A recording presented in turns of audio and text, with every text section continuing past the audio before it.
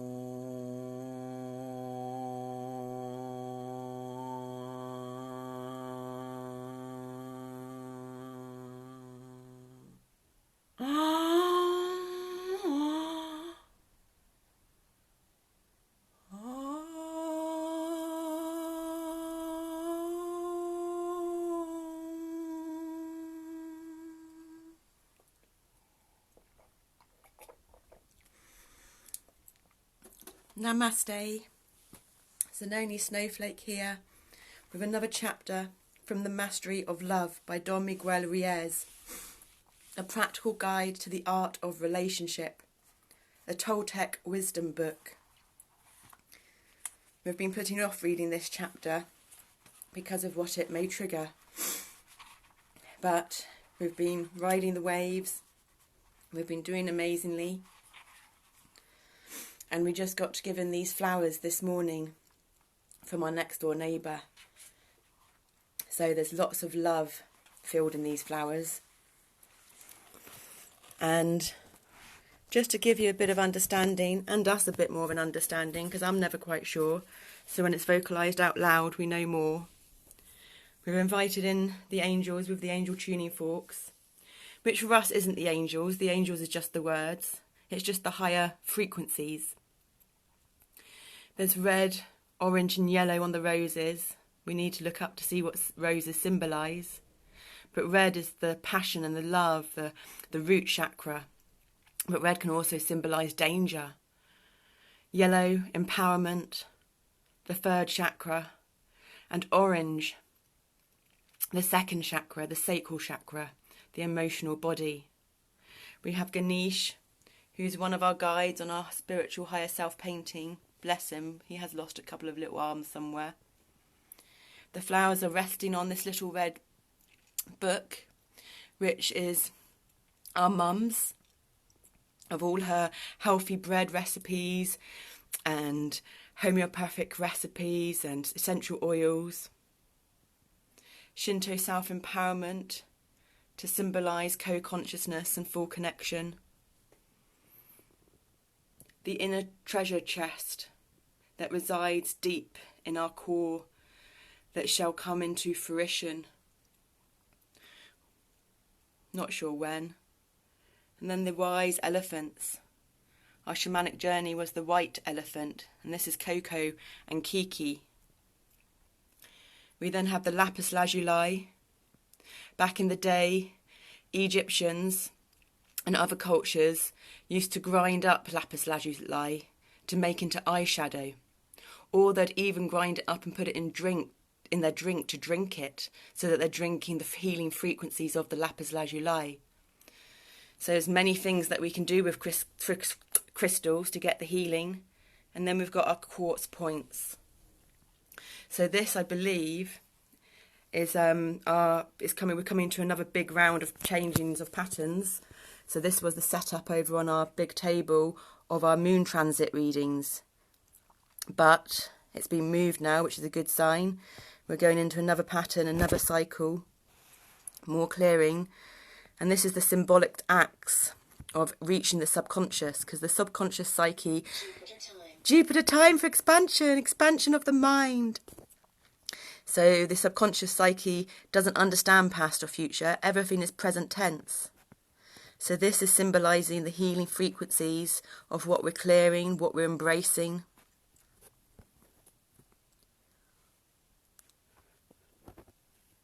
Because the chapter that we're reading now, that we're on, is number 8.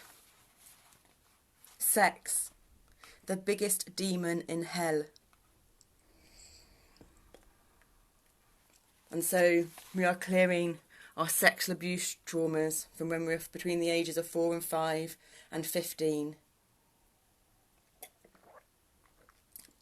And we are drinking our pint of grapefruit, red grapefruit, orange, and those little clementine thingies.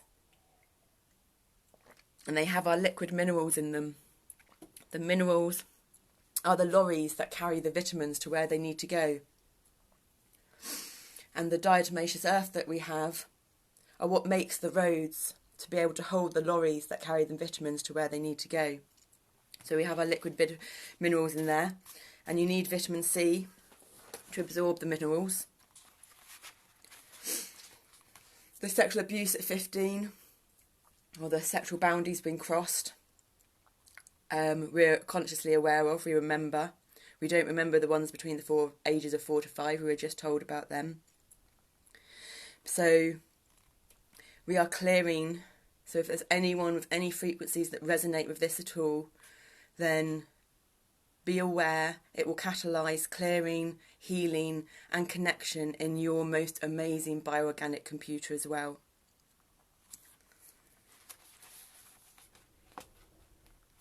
If we could take humans out of the creation of the universe, we would see that the whole creation, the stars, the moon, the plants, the animals, everything is perfect just the way it is.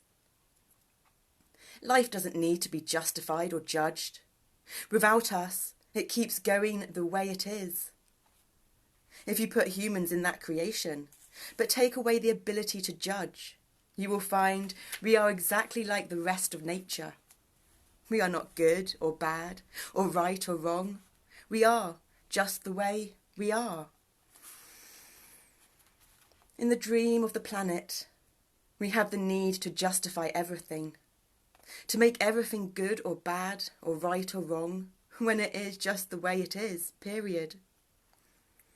Humans accumulate a lot of knowledge. We learn all those beliefs, morals and rules from our family, society, religion.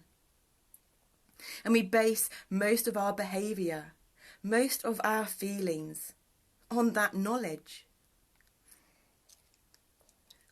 We create angels and demons And of course, sex becomes the biggest demon in hell. Sex is the biggest sin of the humans, when the human body is made for sex. You are a biological sexual being, and that is just the way it is. Your body is so wise. All that intelligence is in the genes, in the DNA. The DNA doesn't need to understand or justify everything. It just knows. The problem is not with sex. The problem is the way we manipulate the knowledge and our judgments, when there is really nothing to justify. It's so hard for the mind to surrender, to accept that it's just the way it is. We have a whole set of beliefs about what sex should be, about how relationships should be, and these beliefs are completely distorted. In hell, we pay a price for a sexual encounter, but the instinct is so strong that we do it anyway. Then we have all that guilt, all that shame. We hear all that gossip about sex. Look at what this woman is doing. Ooh, look at that man.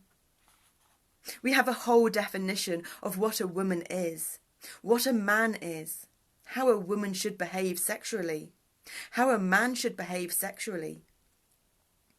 Men are always too macho or too wimpy, depending on who is judging. Women are always too thin or too fat. We have all these beliefs about how a woman should be in order to be beautiful. You have to buy the right clothes, create the right image, so you can be seductive and fit that image. If you don't fit that image of beauty, you grow up believing that you're not worthy, that no one will like you. We believe so many lies about sex that we don't enjoy sex. Sex is for animals. Sex is evil. We should be ashamed to have sexual feelings. These rules about sex go completely against nature, and it's just a dream. But we believe it. Your true nature comes out and it doesn't fit with all those rules. You are guilty. You are not what you should be. You are judged. You are victimized. You punish yourself, and it's not fair. This creates wounds that become infected with emotional poison. The mind plays this game, but the body doesn't care what the mind believes.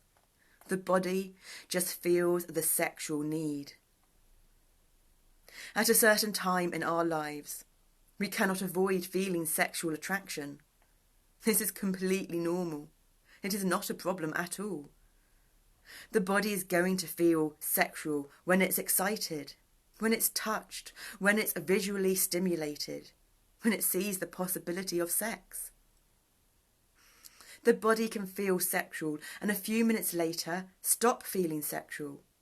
If the stimulation ends, the body stops feeling the need for sex. But the mind is another story.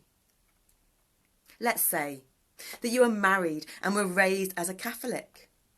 You have all those ideas about how sex should be, about what is good or bad or right or wrong, about what is a sin and what is acceptable. You need to sign a contract to make sex okay. If you don't sign the contract, sex is a sin. You have given your word to be loyal, but one day you are walking on the street and a man crosses in front of you. You feel a strong attraction. The body feels the attraction. There is no problem. It doesn't mean you will take any action. But you cannot avoid the feeling because it's completely normal. When the stimulation is gone, the body lets go, but the mind needs to justify what the body feels. The mind knows, and that's the problem. Your mind knows you know, but what is it that you know? You know what you believe. It doesn't matter if it's good or bad, right or wrong, correct or incorrect. You are raised to believe that it is bad, and right away you make that judgment. Now, the drama and conflict begin.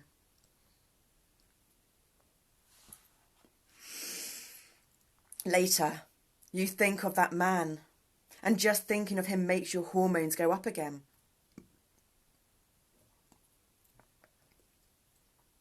Because of the powerful memory that's in the mind. It's as if your body is seeing him again. The body reacts because the mind thinks about it. If the mind would leave the body alone, the reaction would go away as if it never happened. But the mind remembers it. And because you know it's not okay, you start to judge yourself. The mind says it's not okay and tries to repress what it feels. When you try to repress your mind, guess what? You think about it more. Then you see that man, and even if it's in a different situation, your body reacts more strongly.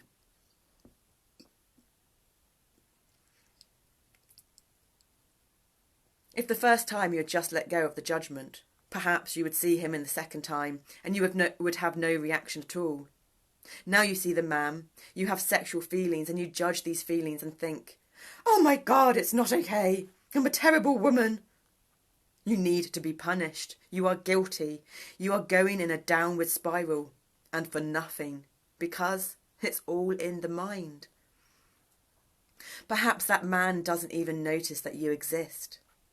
You start imagining the whole thing. You make assumptions, and you start to want him more.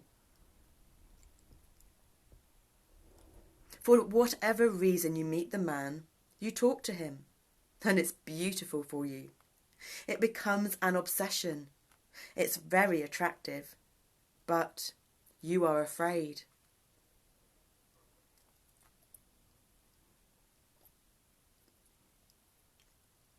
Then you make love to him, and it's the greatest thing and the worst thing at the same time.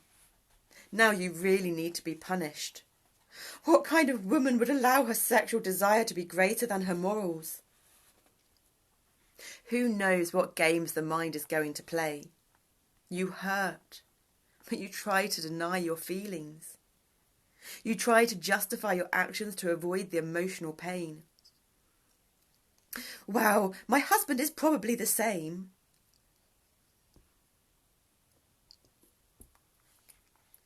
The attraction becomes stronger.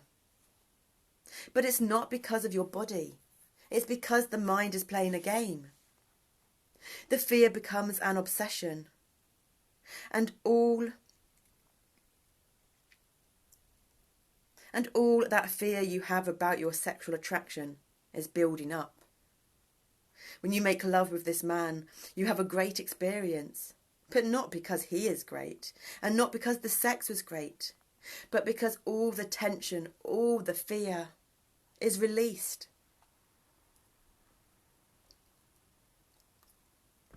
To build it up again, the mind plays the game To build it up again, the mind plays the game that it's because of that man. But it isn't true.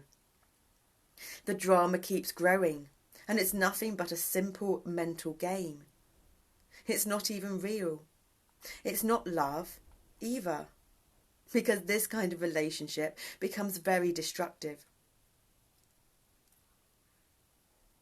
It is self-destructive because you are hurting yourself, and the place that hurts most is what you believe. It doesn't matter if your belief is right or wrong, or good or bad. You are breaking your beliefs, which is something that we wish to do, but in the way of the spiritual warrior, not the way of the victim. Now you are going to use the experience to go deeper into hell, not to get out of hell.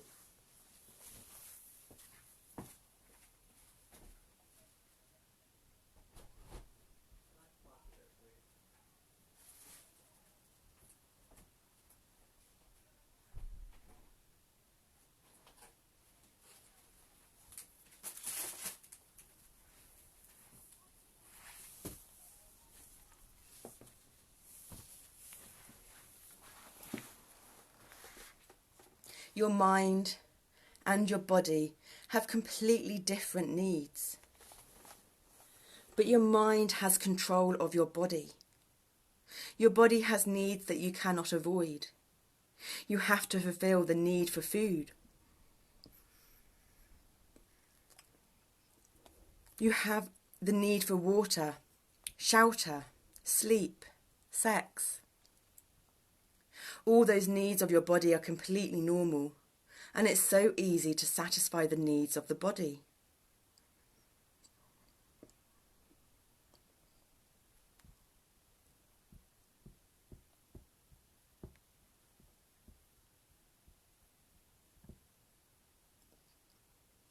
The problem is that the mind says these are my needs. In the mind, we create a whole picture in this bubble of illusion. And the mind takes responsibility for everything. The mind thinks it has the need for food, for water, for shelter, for clothing, for sex. But the mind has no needs at all, no physical needs. The mind doesn't need food, doesn't need oxygen, doesn't need water, doesn't need sex at all.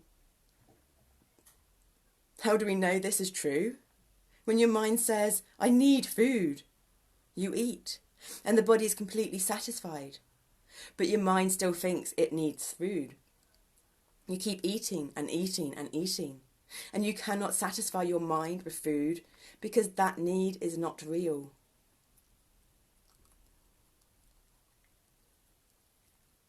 The need to cover your body is another example. Yes, your body needs to be covered because the wind is too cold or because the sun is too hot. But it's your body that has the need, and it's so easy to satisfy the need. When the need is in the mind, you can have tons of clothes and the mind still needs clothes. You open the closet and it's full of clothes, but your mind isn't satisfied. What does it say? I have nothing to wear.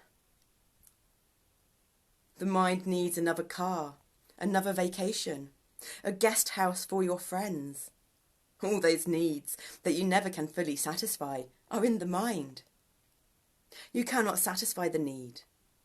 When the need is in the mind, the whole judgment, the whole knowledge is also there. This makes sex so difficult to deal with. The mind doesn't need sex. What the mind really needs is love, not sex. More than the mind, it's your soul that needs love. Because your mind can survive with fear. Fear is energy also, and it's food for the mind. Not exactly the food you want, but it works. We need to give the body the freedom from the tyrant that is the mind. If we no longer have the need for food in our mind, the need for sex in our mind, everything becomes so easy. The first step is to split the needs into two categories. These are the needs of the body. These are the needs of the mind.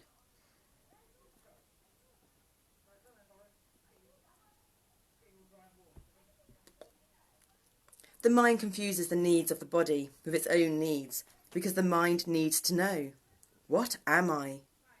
We live in this world of illusion and we have no idea what we are. The mind creates all these questions. What am I? Because the biggest mystery and any answer satisfies the need to feel safe. The mind says, I am the body. I am what I see. I am what I think. I am what I feel. I am hurting. I am bleeding.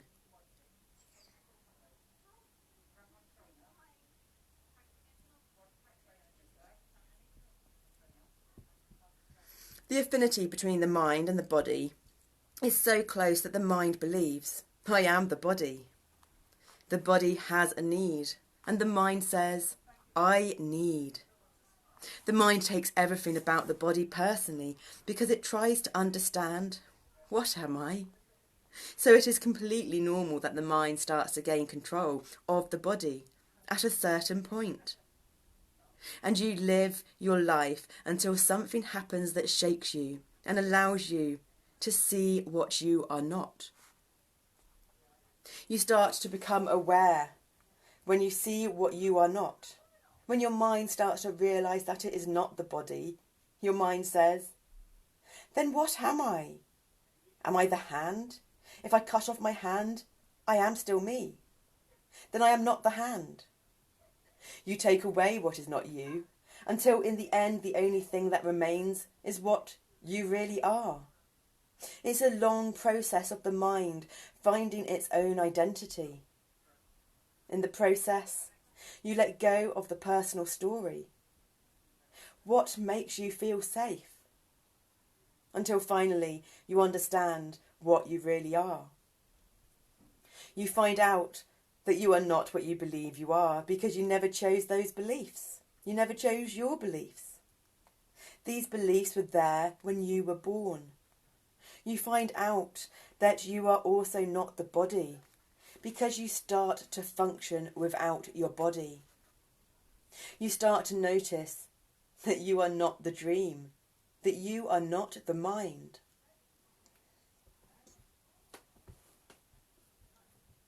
If you go deeper, you start noticing that you are not the soul either.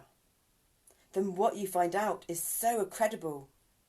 You find out that what you are is a force that makes it possible for your body to live, a force that makes it possible for your whole mind to dream. Without you, without this force, your body would collapse onto the floor. Without you, your whole dream just dissolves into nothing. What you really are is that force that is life. If you look into the eyes of someone near you, you will see the self-awareness, the manifestation of life shining in his eyes. Life is not the body, it is not the mind, it is not the soul. It is a force. Through this force, a newborn baby becomes a child, a teenager, an adult. It reproduces and grows old. When life leaves the body decomposes and turns to dust. You are life passing through your body, passing through your mind, passing through your soul. Once you find that out, not with the logic, not with the intellect, but because you can feel that life, you find out that you are the force that makes the flowers open and close, that makes the hummingbird fly from flower to flower. You find out that you are in every tree, you are in every animal, vegetable and rock. You are that force that moves the winds and breathes through your body. The whole universe is a living being that is moved by that force, and that is what you are. You are life.